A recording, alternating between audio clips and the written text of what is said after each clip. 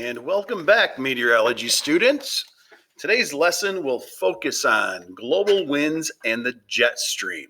So by the time we're done with this, you should be able to determine the different global wind systems in the Northern Hemisphere and also be able to identify where the jet stream is located and how it affects our weather here in West Michigan. Okay, so just an introduction. The sun is the source of our weather through the transfer of heat energy to the earth. In the previous lecture, we talked about radiation and how that heat energy is transferred to the surface of the earth through radiation. When we are tilted towards the sun in the northern hemisphere, it is warmer in West Michigan. When we are tilted away from the sun in the northern hemisphere, it's cooler in West Michigan. And that's what determines our seasons. So the equator, being at the center of the globe, receives most of the sun's energy. Because the tilt of our earth is at a 23.5 degree angle, the amount of radiation varies as the sun revolves around, as the earth revolves around the sun. Okay, the tilt and the orbit are responsible for our seasons. In the northern hemisphere, it's winter when we are tilted away from the sun, and in the northern hemisphere, it's summer when we are tilted towards the sun. So just that small tilt determines a huge change of temperature. And we are actually closer to the sun in the winter time, but because we're tilted away in the northern hemisphere, it lowers our temperatures dramatically. Okay, 2 dates to remember. We already passed the September 23rd in this fall semester class. In the spring semester, we focus on March 21st. That's when both hemispheres receive the same amount of radiation. These are called the fall or the autumn and spring equinox. And that's when the earth receives 12 hours of daylight and 12 hours of darkness. Now, it does vary by a little bit as you go further away from the equator, but in terms of sunlight and darkness, at the equinox, we receive about 12 hours of both on those 2 days. So here's a picture of the earth revolving around the sun here. You can see here in the northern hemisphere, West Michigan, we are tilted towards the sun in June, the summer solstice. Here's the 2 equinoxes, equal amounts of daylight, and then the tilt at 23.5 degrees is away from the sun in December or during our winter seasons. And that energy from the sun, that sunlight, because it's more focused in the summer, raises our temperatures, and because it's more spread out because of the tilt away in the winter time, lowers our temperatures. Okay, we will actually watch this video in class to see how the energy from the sun determines our seasons and how the tilt of the earth determines our seasons.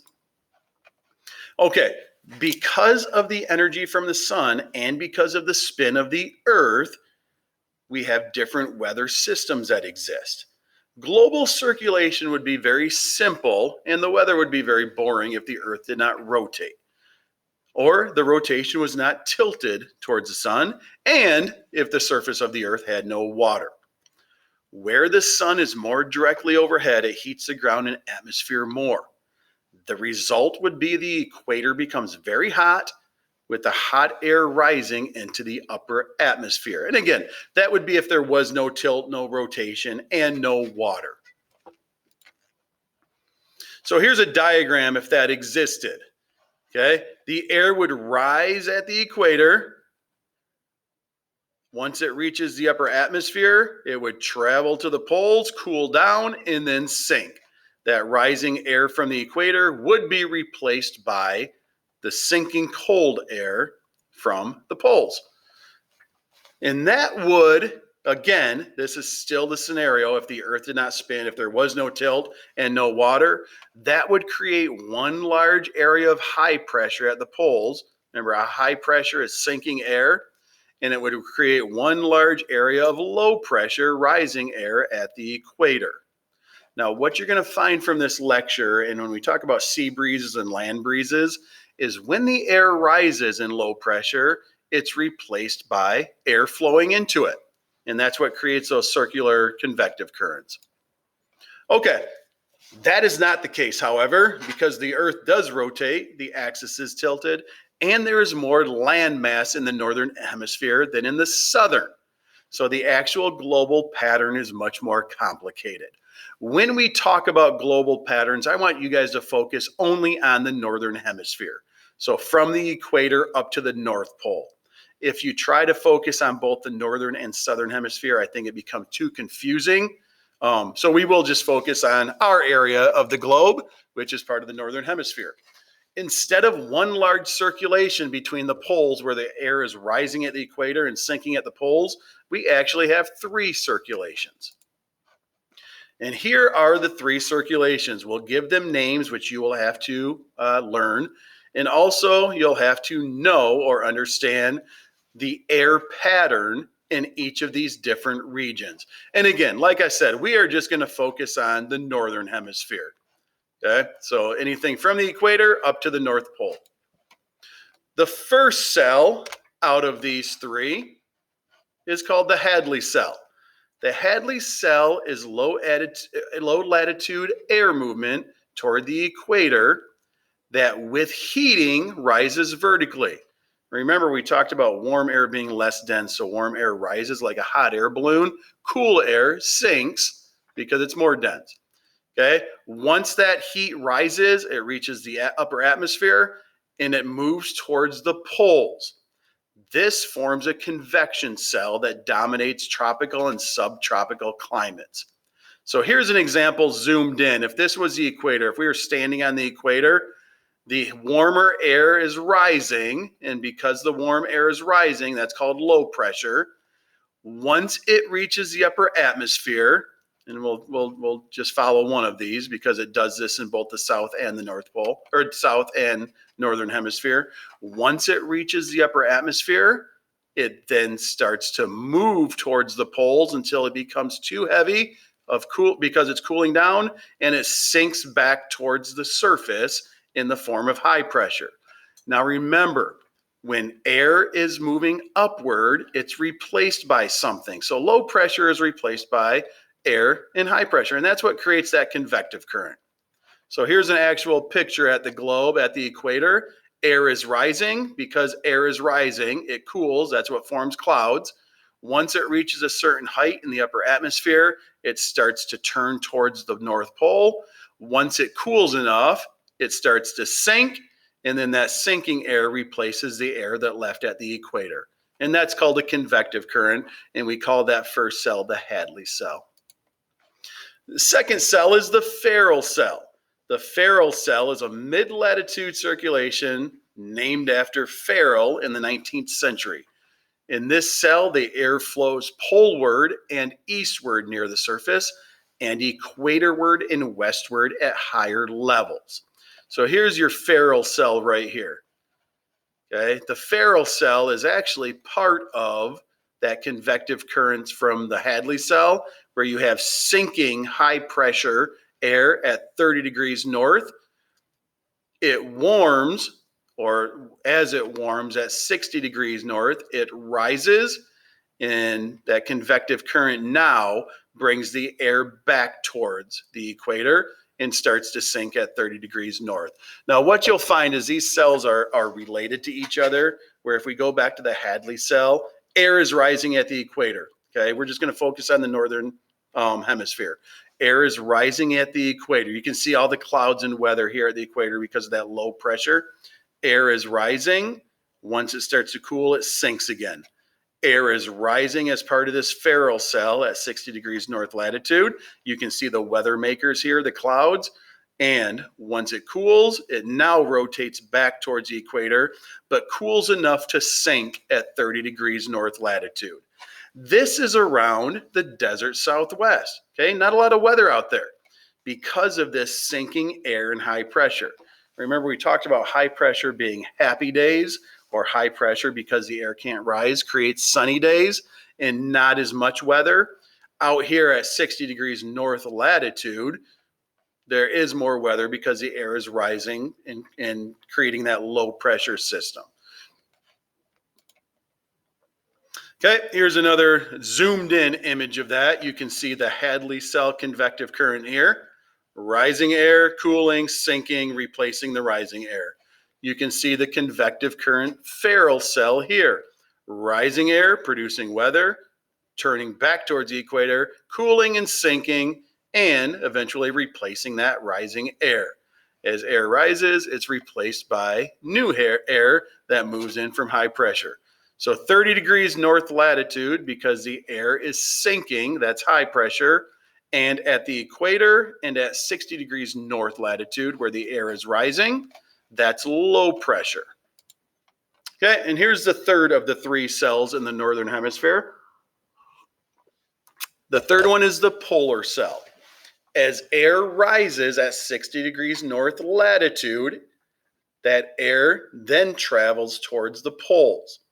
Once over the poles, it cools enough, the air starts to sink, and we call that the polar highs. At the surface, the air diverges outward from the polar highs, and then the surface winds in the polar cell are easterly. Okay, so here's that diagram again. You can see at 60 degrees north latitude, the air is rising.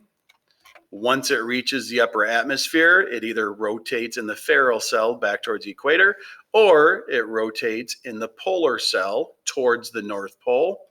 Once it cools enough at the North Pole, it sinks, causing high pressure. And then again, the convective current replaces what was the rising air at 60 degrees north latitude. So one thing I want you to get out of here is not just how those convective currents work, but also understand where air is rising. That's low pressure. Rising air forms weather, because weather is formed from rising air cooling, creating clouds. And then that rising air is eventually replaced by higher pressure falling air. So here's the diagram again of all three cells in the northern hemisphere. Air rises at the equator. It sinks at 30 degrees north latitude. Air rises at 60 degrees north latitude, and it sinks at the poles. And that creates those three currents or global wind systems. Now, between these different systems or cells are bands of high and low pressure at the surface. The high pressure band that we talked about is located at 30 degrees north and south latitude. That creates the deserts because not a lot of weather is occurring there. And the low pressure bands are found at the equator, 50 degrees and at 50 to 60 degrees north and south latitude. So low pressure bands, air is rising, creates more clouds, and thus creating more weather. Okay, so here is an example of looking at the globe and where you have those low and high pressure bands. At the equator, air is constantly rising. Okay, that creates what we call the doldrums, which is an area of calm winds. At the 30 degrees north latitude, the air is sinking. That creates this high pressure. Between these two systems is where we're located at 45 degrees north latitude.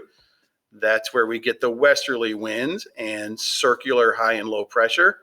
Okay, high pressure spins clockwise, low pressure spins counterclockwise. At 60 degrees north latitude, the air is rising again. It creates low pressure. And at the poles, the air is sinking, which creates high pressure. Now, the reason they spin the way they do is because of the Coriolis effect. Okay, one thing that comes from the boundaries between these different cells is what we call the jet stream. Jet streams are narrow bands of very strong wind in the upper levels of the atmosphere. The winds blow from west to east in jet streams, but the flow often shifts between north and south. Jet streams often follow the boundaries between warm and cold air, and jet streams separate the boundaries between hot and cold air. And we'll see that more as we go through the semester and as we continue to tilt away from the sun and we get more colder air north of us into Canada and still warmer air south of us near the Gulf of Mexico. Okay, jet streams follow the sun, or it follows the tilt towards and away from the tilt of the earth towards and away from the sun. Okay, as the sun's elevation increases in the spring, the latitude also shifts towards the poles. The jet stream does. Okay, as autumn approaches and the sun's elevation decreases, the jet stream moves towards the equator. And I'll show you a diagram of that on that College of DuPage website. So here's the different jet streams. Since we are moving towards the winter season, this will continue to drop. And if it drops below us in West Michigan, we usually have cooler air filtering in. Okay. This one plays a role in the summer months, or spring into summer. If this moves north or higher in the northern hemisphere, higher up in latitude, it ushers in warmer, more moist air. Okay, so a couple of websites I want to show you with that. If we go back to College of DuPage, and all of North America, let's see, 250 millibars and wind speed. So here is the, remember height is measured in pressure. So here is the 250 millibar map, and where you see these darker colors, reds and purples, that's the location of the jet stream. So watch as we move, and I believe around October 17th. Yep, there it is. The jet stream drops down, and we saw that on the 500 millibar map. But here's the jet stream on October 17th. You can see these strong winds up here, 137, 152 knot winds. These strong winds curve downward, and that allows cooler air to usher in. So here's the jet stream on that 250 millibar map. When it dips below us like that, it usually brings cooler weather, or it filters in cooler weather from the north. So we can actually even look at, so this was October 17th at 9Z. Here is October 17th, 9Z, and you can see the cooler temperatures coming down with that dip in the jet stream. And then a couple more things. If you haven't followed the Fruitport High School weather station page yet, add that on Wonderground, Weather Underground. The code is KMI Fruit 27, and this is the weather station that's located on the roof of the high school. Gives you updated temperature, wind direction, and graphing for that, all that stuff too. So you can see as the sun came up, temperature going up, wind speed usually goes up with a little bit too, with the heating of the land from the sun. And then one other thing to follow is the Fruitport High School Twitter page. So the Twitter handle is @FruitportWX. @FruitportWX. Follow that and earn a little extra credit from me for following that.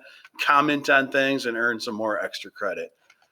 Okay, so that was the lecture on global winds and the jet stream. I will see you in class.